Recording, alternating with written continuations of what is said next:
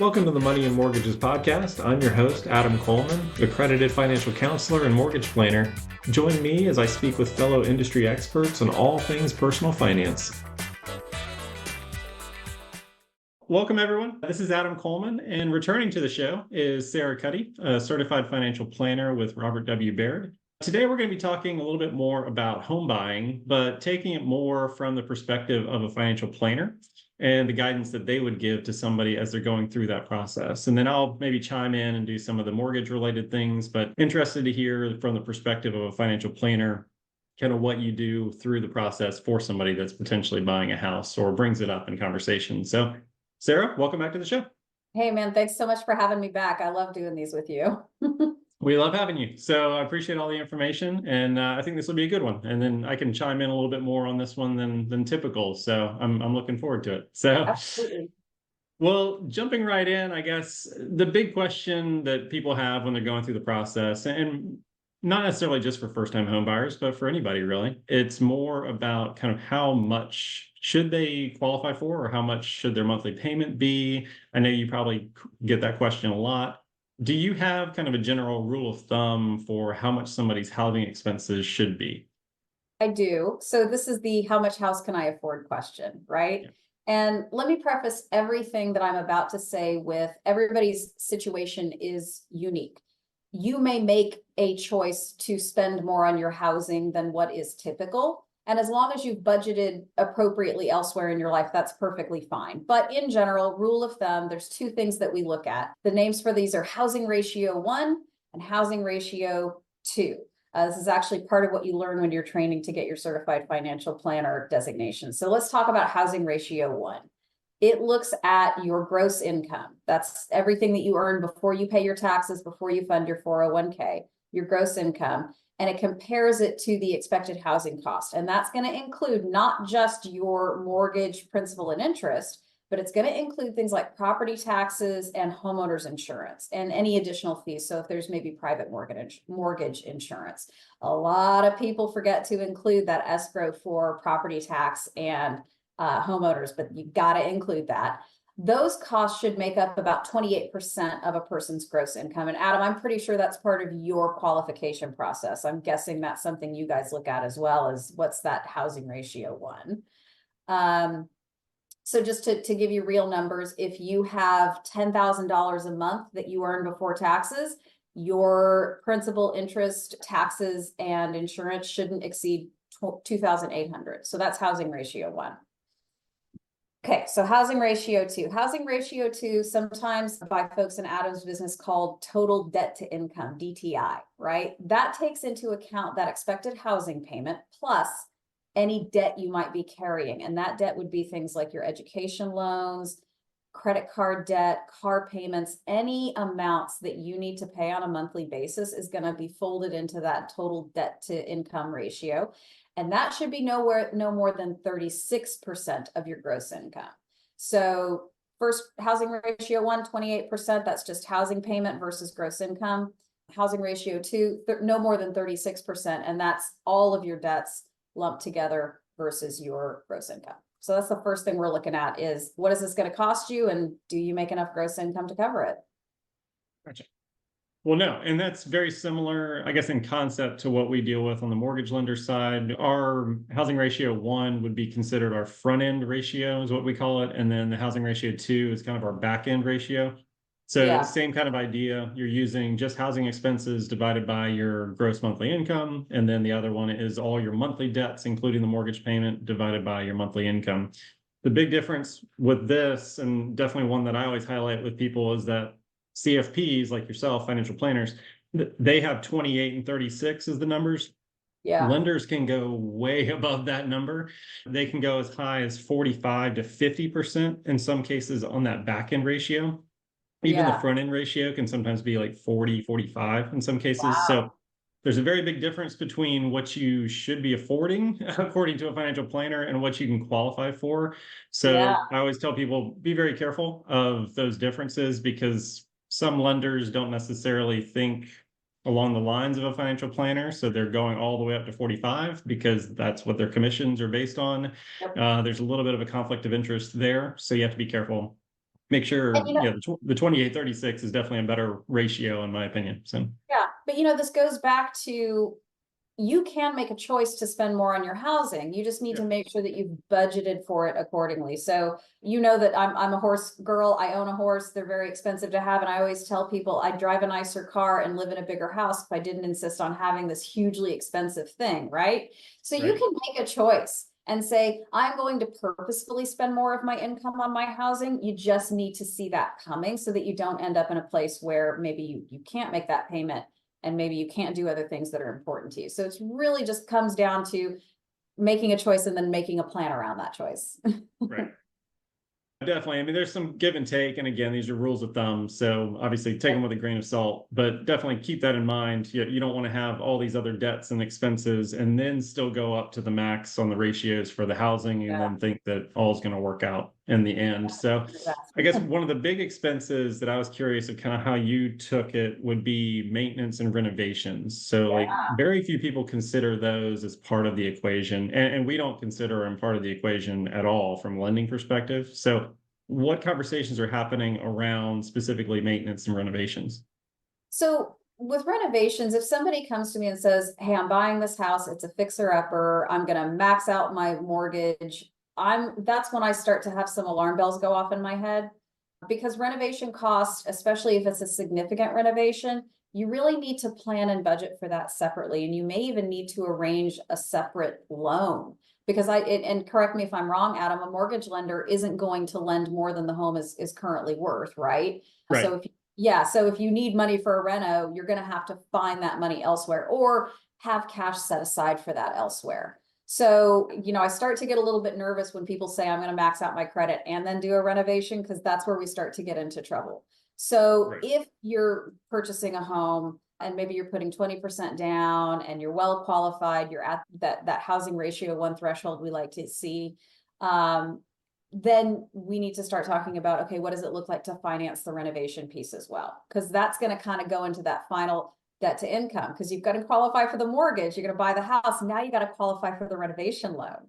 So we might have to actually do a two-step planning process to make sure that you qualify for that subsequent renovation loan. Let's talk about maintenance though. And maintenance is really driven by, well, how old is this house? So again, I like to pick on myself all the time. I bought my house in 2021, right before things went nuts, and I bought a brand new home, new construction, and I did that purposefully. It's not because I didn't want a home that had been lived in before. It's because I wanted a home that was going to need a minimum of maintenance. I know this about myself. But had I been buying a home that had been standing for 20, 30 years, I would have budgeted separately for maintenance expense, right? And in that case, especially if you're a new homeowner, I would really strongly encourage you to lean on your real estate agent to help you figure out, hey, what are ongoing maintenance costs on a 20, 30-year-old home? And just know that that's going to be a budget item going forward, because, things break. I know that there are people who are interested in things like home warranties. I'm not a big fan of those. I don't find them to be a terribly efficient product, but it is an option out there for you. Your best bet, folks, honestly, is to just have an emergency fund sitting in cash, knowing that a hurricane's going to come blow your roof off, your AC is going to quit in the middle of August, and some ninny is going to throw a rock through your window. Okay. That's like, those things are going to happen. So just make sure you've got some cash set aside for that. Yeah, and for lending, there's really no consideration whatsoever for any of that, unfortunately. And that's always a big conversation that I have with people. Don't use all your money, obviously, for this planned down payment just because you need the money for an emergency fund. Something's going to happen where you need to renovate or maintain or something like that. Renovation loans can be very difficult. There are a few one-offs where you can finance renovation costs into the mortgage, but it's very difficult, and it just puts you in a whole different category of complexity, and usually higher rates as well. So in most cases, there really is no renovation loan to speak of for the majority of people, unless they're just putting a massive amount of down, in which case maybe put less money down and keep that money set aside for renovations. But I agree. I think people need to focus more on the emergency fund. I think most rules of thumb are like maintenance costs are anywhere between 1% and 2% and 3% of the purchase price each year. So $500,000 house, you're spending $5,000 to $10,000 typically in annual expenses. I don't think a lot of people think about that in most cases. I know brand new houses, maybe you don't have as much, so it's going to be towards the lower end, but definitely a good thing to consider for sure. So, Yep. well, so how do you advise clients when it's coming to the financial planning and maintaining a home? What are you typically going into in terms of, the costs that come up along with owning a home? Like maintenance and renovations are obviously part of it. Are there any other expenses that you think people kind of tend to forget about or don't factor into their budgets? Yeah, that's such a good question. So we already talked about how people sometimes forget about that insurance piece, right? And they forget about property taxes, shockingly enough. And that's in Texas anyway, is a huge bill for us every year. If you're in a flood zone, not only do you want homeowners insurance, but you're also probably going to want flood insurance. So there's a variety of different types of insurances that you might need. As you've alluded to, there's also these maintenance costs that we don't think of. But the other things that often get left out, homeowners association dues, right? Not every home has an HOA, but those can be really significant. If you're purchasing a condo, those maintenance dues are going to be quite significant. And in fact, maybe more than your mortgage payment. So be looking out for that. Sometimes there's mud taxes. So here we have municipal utility districts. So there's mud taxes. Your costs for water and sewer and wastewater and electricity, those are all going to change, especially if you're moving into a bigger space. So for first-time home buyers going from, say, 1,000 to 2,000 square foot apartment to a 1,400 to, however many square feet you're going to buy, going to be a significant change in your maintenance costs. Does this house have a pool? That pool is going to cost something to maintain. If you're moving I have one. It's more than it should be. right, exactly. You'd have a bigger house if you didn't have a pool, right? Yes. They're pricey. There's also things like, are you responsible for the landscaping? Are you going to have to pay something for landscaping? Are you going to have to pay for trash removal? Is there a separate fee for recycling pickup? There's all sorts of these little things that can be really hard to wrap your head around. And so one of the things that I think is really a valuable exercise, if you have a financial advisor or financial planner that you work with and you are making a huge transition and you really want to figure out what is this going to cost, sit down with them to do a budget, because hopefully, if they're like me, they do this type of work all the time and they know what questions to ask. So I'm usually the one saying, what do you pay for trash pickup?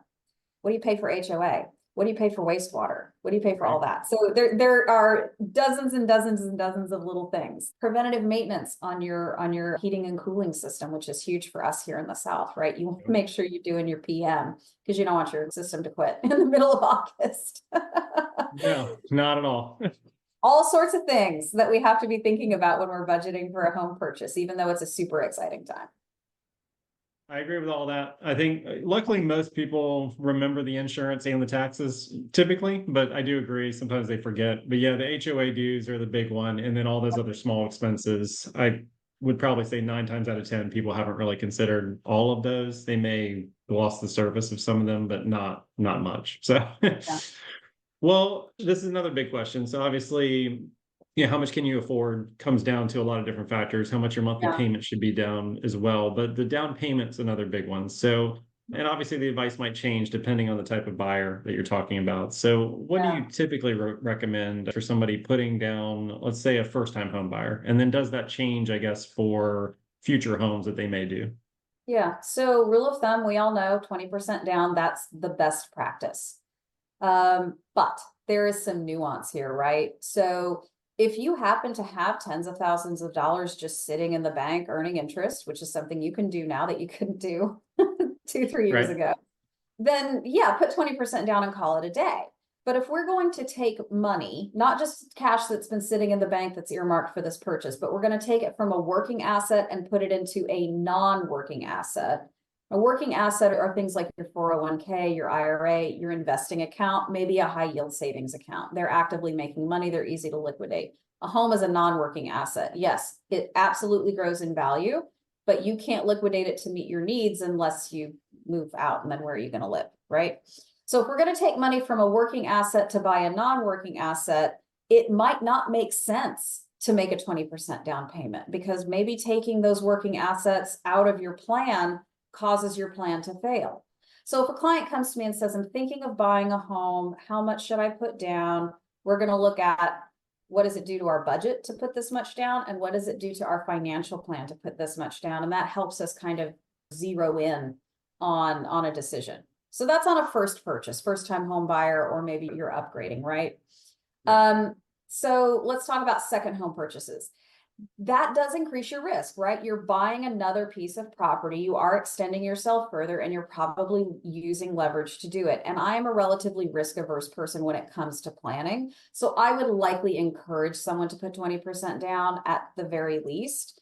And Adam, you'll have to kind of educate me and the audience on a second home purchase. You may not even be able to put down less than that. It's not advisable. You can do as little as 10% down in most cases, but the rates are significantly higher when you do less than 30%. It starts to get a little dicier on vacation homes. So just be careful there. Absolutely. And so this is another reason why, one, it's incredibly important to work with a highly qualified mortgage banker, because you need someone who's expert in the products. But it's also really important to look at this transaction, not just from a, hey, do I have cash to do it? But hey, do I have cash to do it? And what impact does it have on my long-term budget, my long-term financial plan? Otherwise, you could find yourself in a bit of a world of hurt, which is never a good outcome for anyone. That's good stuff. And I would tend to agree. I mean, I think it's hard for first-time home buyers to get to the 20% down. I think they'd be waiting for a lot longer if they did that. I think it's less of an impact, especially if you have excellent credit. I think a big misconception that people have is the mortgage insurance is really expensive. But if your credit is excellent, you've done everything you're supposed to do to keep that score as high as possible, it's significantly cheaper than most people think it is when we go through that conversation.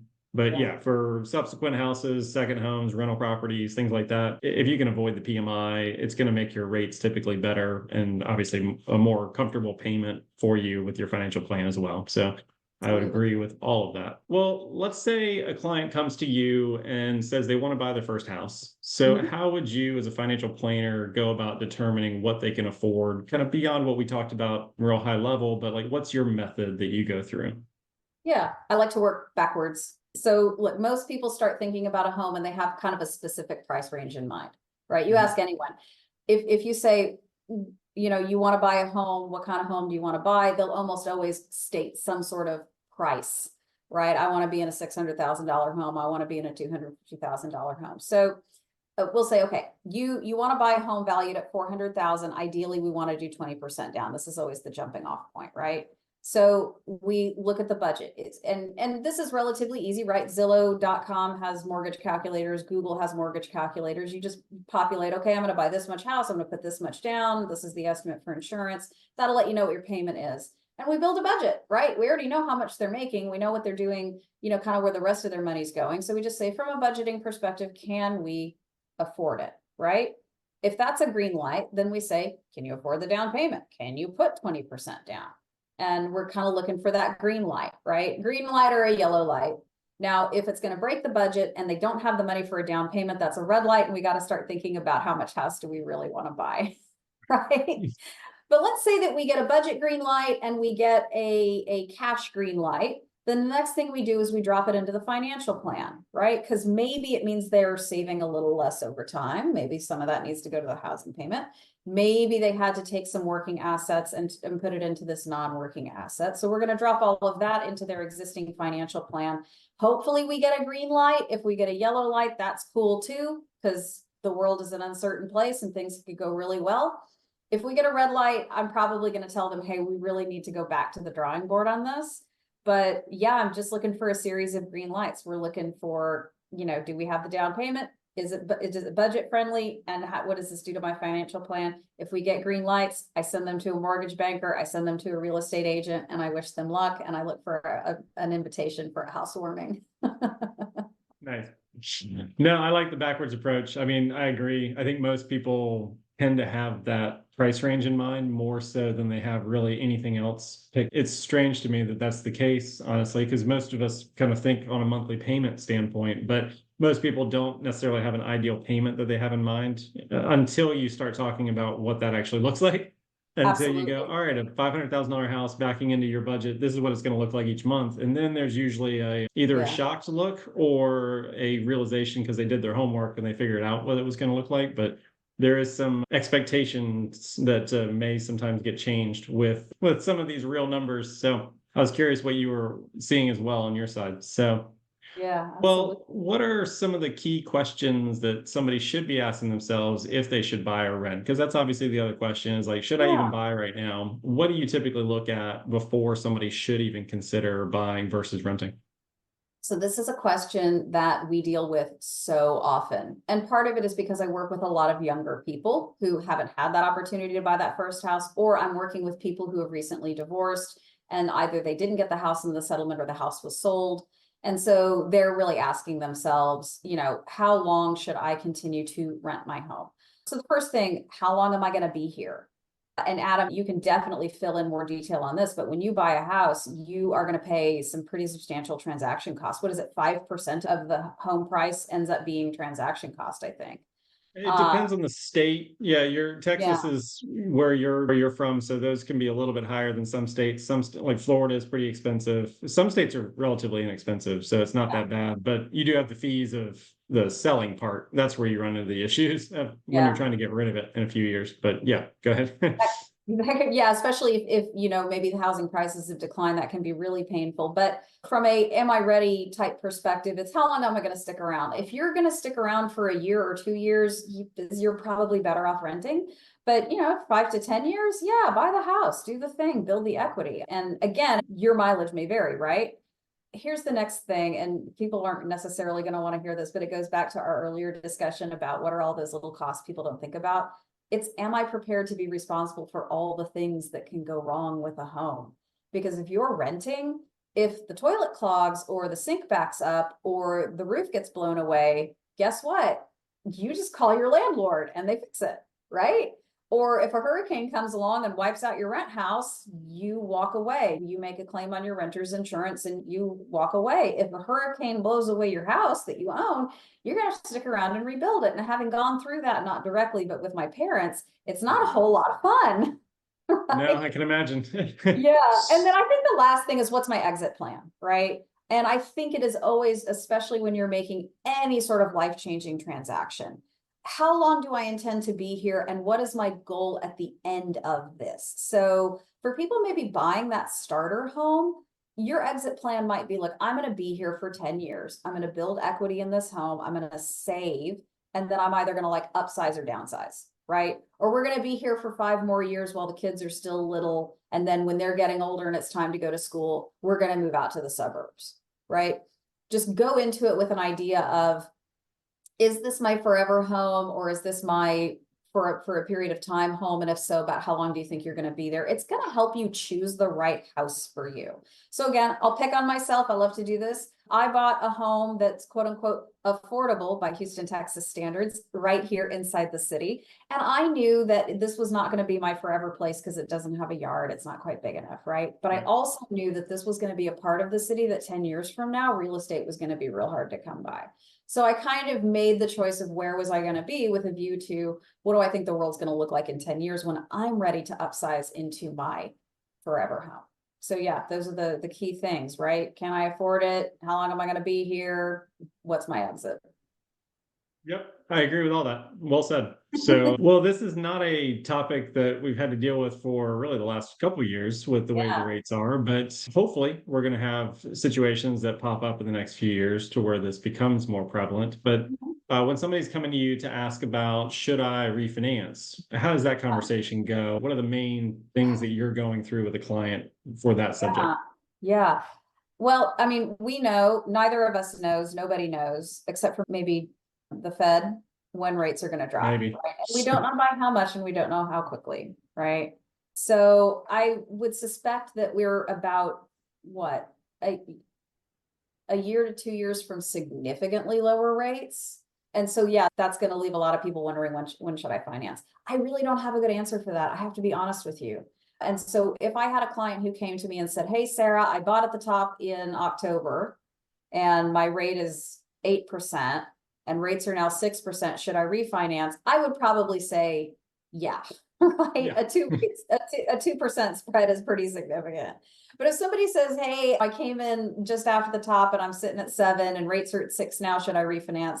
I would probably say no. I think someone who's considering a refinance to lower their rate really needs to get on board with a really good mortgage banker and tell them, I am looking to refinance, but I need guidance from you as a professional to know how to time that transaction.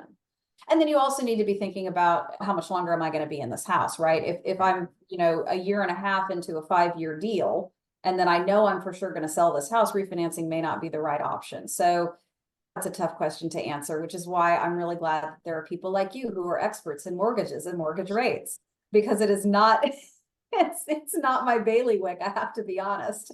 Right. Well, no, and that's the good thing. I mean, and unfortunately, it's the answer that you always are going to give people too. It depends, Yeah, it unfortunately, on the depends. person's situation. So I Absolutely. would say a lot of it comes down to the costs that you're going to have. In certain states, it's honestly easier to refinance than in other states because the closing costs are significantly cheaper.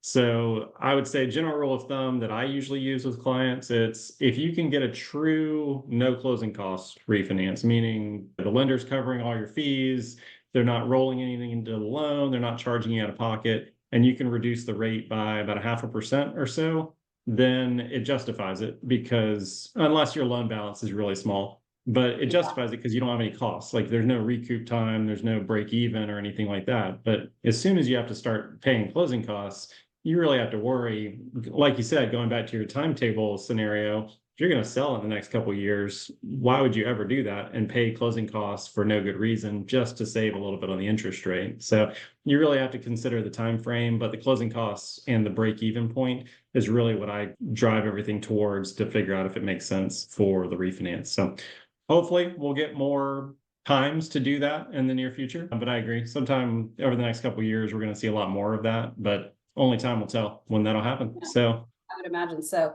And, I just want to kind of go back to this idea of, lowering the interest rate. And sometimes people want to do that in order to make their payment lower. And so that's why, as we alluded to earlier in this conversation, it's so incredibly important to go into a home purchase transaction with clear eyes and full details. Having looked at the principal, the interest, the taxes, the insurance, having looked at all of the ways that your cash flows are going to change with a bigger space in a different part of town. You don't want to find yourself in a position where you're desperate to refi just to get some relief because it's hard to make the bills every month. And that's not what people want to hear, because buying a house is so fun and you're going to get this new shiny thing and it's exciting. But I used to know an attorney named Lewis Ward, and he used to always say that it is cheaper and easier to keep you out of trouble than it is to get you out of trouble. And that is true across so many different disciplines, including home purchase. And the last thing I kind of want to leave you and the audience with is the value of having an expert like you, an expert like me, because what we do is not necessarily tell you what to do, but help you think through your options and ask the right questions. And that's really the value of having someone on board, is knowing, okay, did we ask these questions? Did we ask those questions? It's a lot less about finding you that perfect mortgage and that perfect mortgage rate, but helping you sort through options, which is, in my mind, priceless, frankly. Yeah, no, I couldn't have said it better myself. Well, Sarah, this has always been great. I always enjoy talking with you, and I appreciate all the insights and everything. So I guess remind everybody, if they want to learn more about you and your firm, what's the best place to track you down?